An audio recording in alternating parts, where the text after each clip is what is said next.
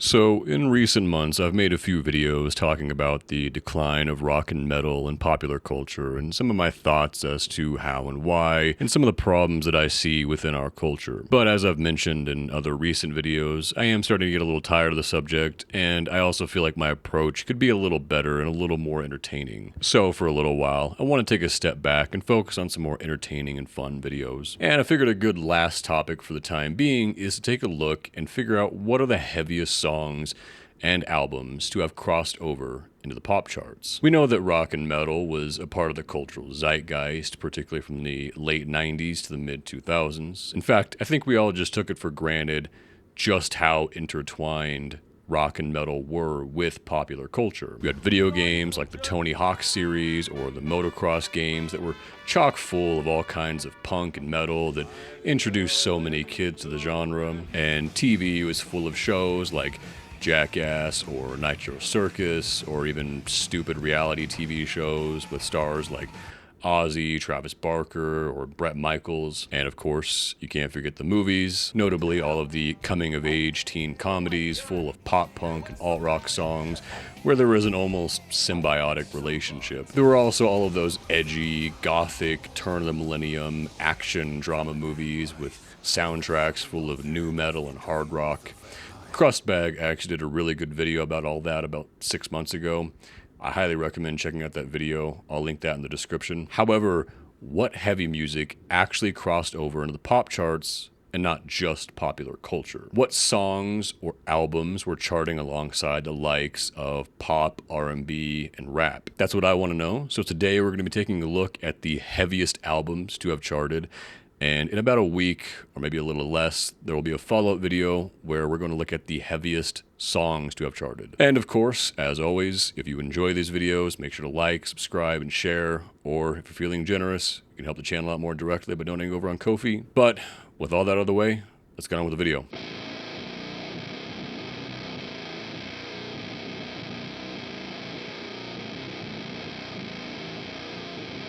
Okay, so let's start by setting some ground rules and criteria. To start off with, I'm going to be looking at the 1980s and onward. I know some people might disagree with that, but I don't feel as though a Beatles album that was heavy in 1965 is really relevant to this video. That being said, if there is any interest, maybe I could do a video on the early decades of heavy music. Lastly, and most importantly, is I'm going to be looking at the Billboard 200, which is the main chart for album sales and now streaming in the United States. For reasons that I feel should be obvious, I'm not interested in a death metal record that went #1 in the Icelandic extreme metal charts. Now, historically, rock and metal bands have actually done fairly well on the Billboard 200, since it seems that rock and metal fans are generally more likely to buy albums than fans of other genres. Like, for example, a few years back when Tool overtook Taylor Swift with their album Fear Inoculum. So because of that, I will be mostly sticking to the top 10 of the Billboard 200 in order to find the heaviest albums that truly competed with pop music. The first band on this list should come as a little surprise to no one. This is the title track off the untitled album Metallica. It's called Don't Tread on Me.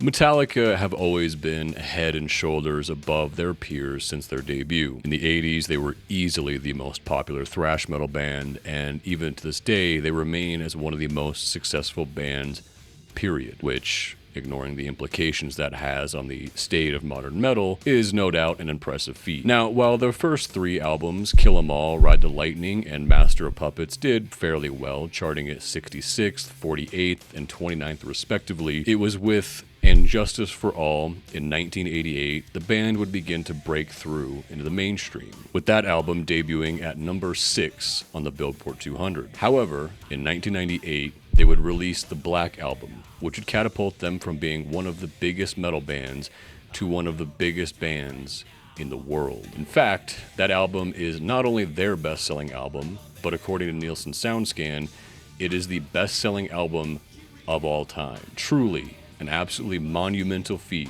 for a metal band. That being said, the album isn't without its controversies. Not only do rock and metal fans tend to have these really childish and insolent ideas around selling out or going pop, but the album also marked a shift in sound for the band. Metallica were not only pioneers of thrash metal, but they were also known for having really long and almost proggy songs. Whereas this album saw the band turning to shorter, simpler songs with more traditional structures that were also noticeably less thrashy. That being said, the songs on this album still average about 5 minutes in length, and in many ways this was arguably their heaviest record. Regardless of how one feels about the album, it was easily the heaviest album to have hit number 1 at that point in time. Certainly not the heaviest on this list, but it earns its flowers just by the sheer unparalleled success it saw. A level of success that few other bands, let alone metal bands,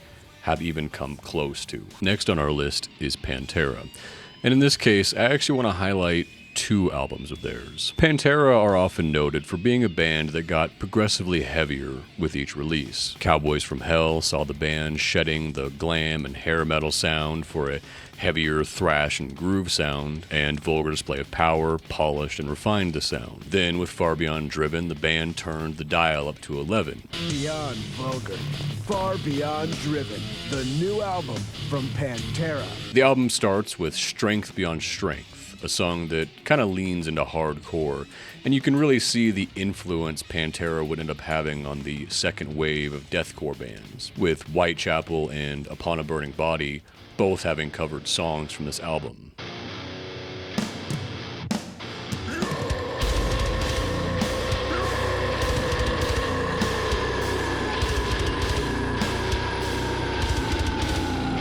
The only soft song on this album is the closing track, a cover of Black Sabbath's Planet Caravan. The rest of the album is a relentless groove metal album that even toys with some death metal on tracks like Slaughtered.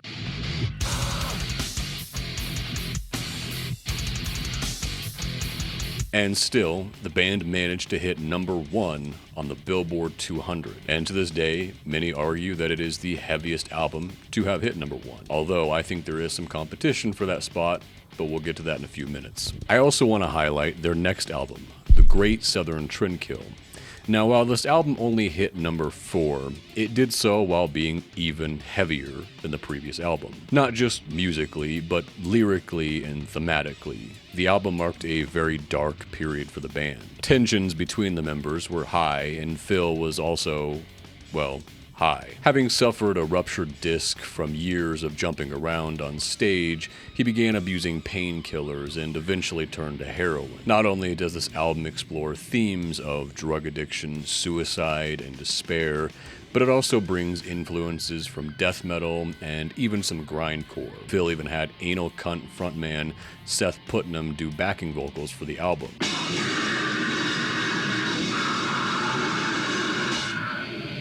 Who were, I think, the first hardcore band that I got into back in the day as an edgy teenager who was into the likes of Tyler, the Creator, Eminem, and Hobson. I loved the irreverence and absurdity of the band. I believe song number 6 was even my alarm for some time.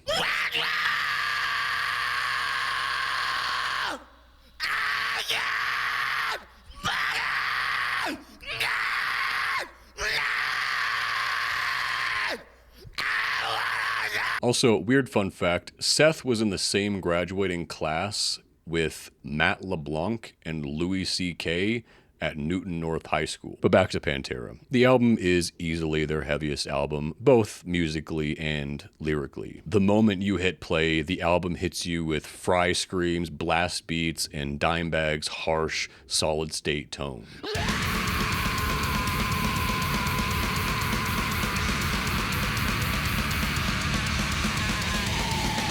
Midway through the album, after the solemn and quiet Suicide Note Part 1, you're hit with Part 2, which is arguably their heaviest song ever. Its squonky guitar work was, I can only assume, an influence on the emerging mathcore bands like Dillinger and Converge.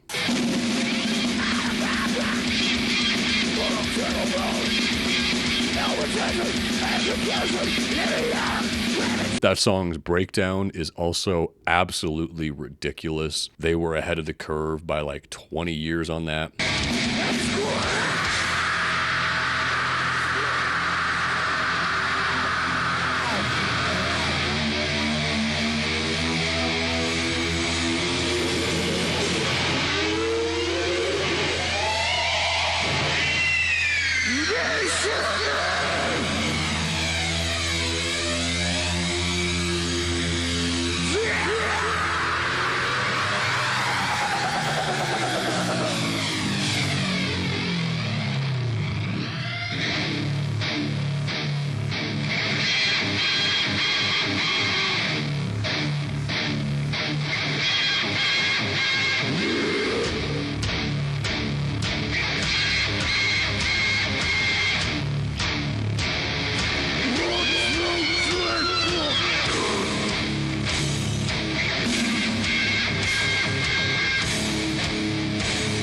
The final track on the album, Sandblasted Skin, is not only one of their heaviest tracks, but again, you can really hear the influence they had on the second wave of deathcore acts. The song is even in an unusually low tuning.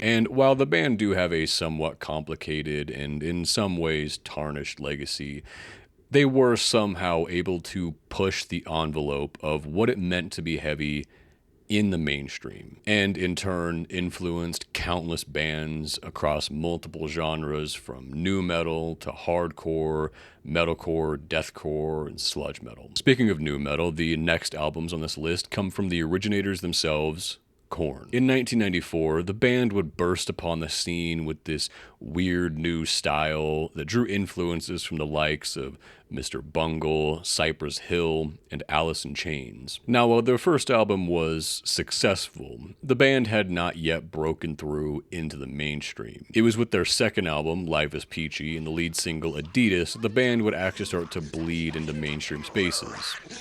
Twist, twist, twist. Twist.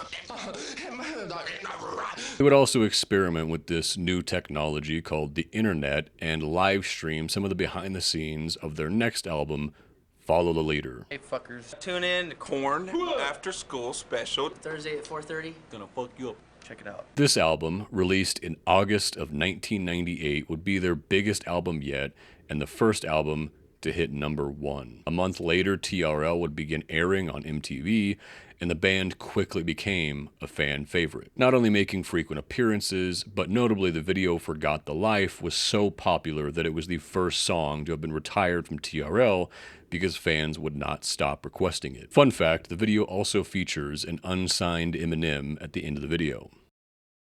Korn's success at the time is actually kind of baffling to look back on. Korn in the 90s were not just sonically heavy, but incredibly dark and frankly just weird. Their first two albums were just a tweaked out Jonathan Davis screaming about getting raped and abused as a child. And while Follow the Leader would see the band polishing their sound a little and leaning a little more into their pop sensibilities, it was still dark, heavy, and weird. And lyrically, Jonathan pens some absolutely horrific and morbid songs.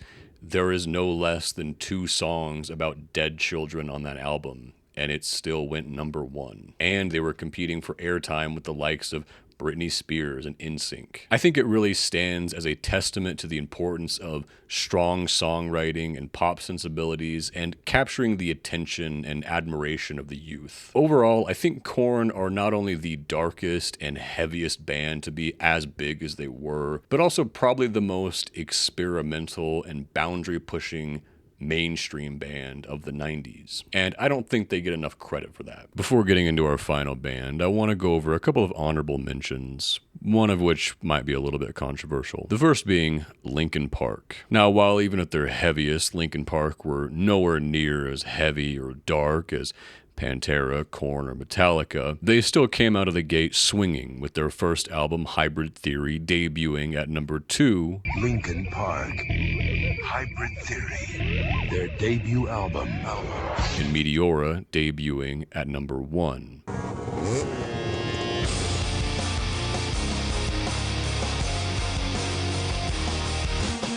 Most of the singles from those albums even managed to chart on the Hot 100.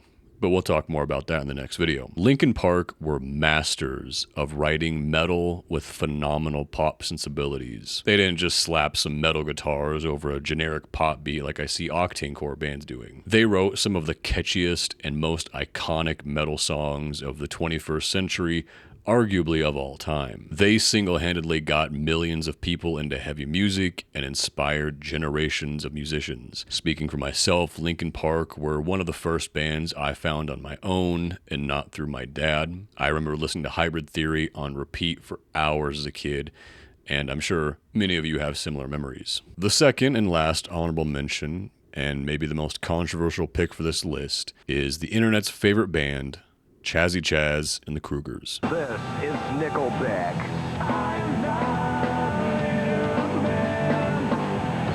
Same as with Linkin Park. While they're certainly not as heavy, dark, or aggressive as the aforementioned bands, they do have their moments with some pretty hard-hitting riffs and grooves.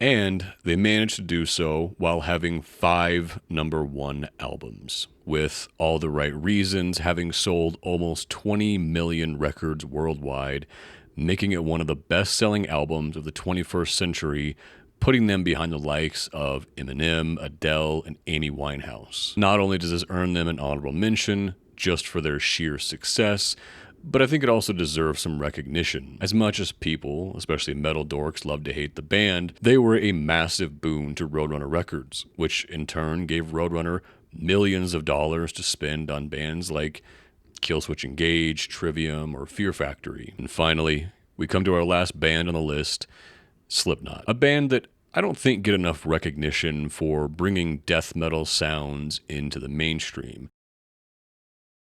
They introduced so many people to blast beats, tremolo picking, and borderline guttural vocals. And I don't know why, but every time someone mentions Slipknot's death metal influences and background, it sends insufferable metal dorks into a frenzy, and they act like you just called Weezer a black metal band. But if you actually listen to Slipknot's music, their death metal influences are very apparent. In fact, several members of the band even played in death metal bands. Mick Thompson played in a death metal band called Body Pit before joining Slipknot.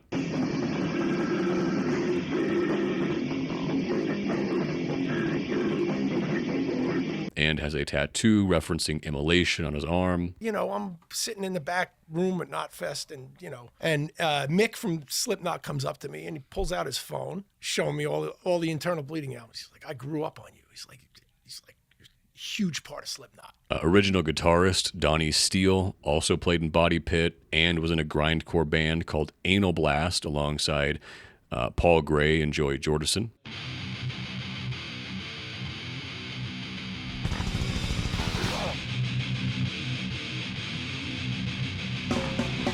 And before his untimely passing, Jordison was playing in an extreme metal supergroup alongside Attila Shishar. Shihar? I'm realizing I don't actually know how to pronounce his name. Anyways, now this isn't to say that they are a death metal band, but they most certainly drew heavily from the genre. But of course, that won't stop some Redditor from misinterpreting me in some inevitable hate thread. But back to the topic of albums. While Slipknot's debut album wasn't a massive success, it did create a lot of buzz and intrigue around the band, who were more or less anonymous at the time. There were a lot of rumors and speculation surrounding the band, which might actually be an interesting topic for a video. However, with their sophomore album, Iowa, the band would manage to hit number 3 on the Billboard 200.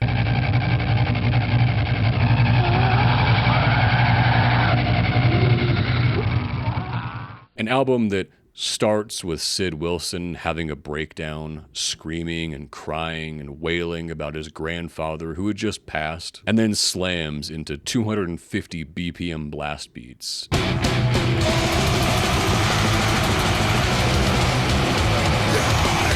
And the album maintains that intensity throughout. The lyrical content and background of the album is equally as dark. Most of the band were struggling deeply with substance abuse issues. Notably, Corey Taylor was deep into his alcoholism. I feel pretty confident in saying that Iowa is the heaviest album to have broken top 5. Slipknot also have 3 other albums which have hit number 1 on the Billboard 200, putting them in competition with Pantera for the heaviest album to have hit number 1. Those albums being All Hope Is Gone, The Gray Chapter, and We Are Not Your Kind. I think there's a solid argument for either band. Far Beyond Driven is maybe more consistently heavy, but Slipknot, their heaviest, I would argue, is a little bit heavier than Pantera. All Hope Is Gone, for example, while it does have some softer songs like Snuff and Dead Memories, also has tracks like Gematria and the title track, which showcase their death metal influences quite well.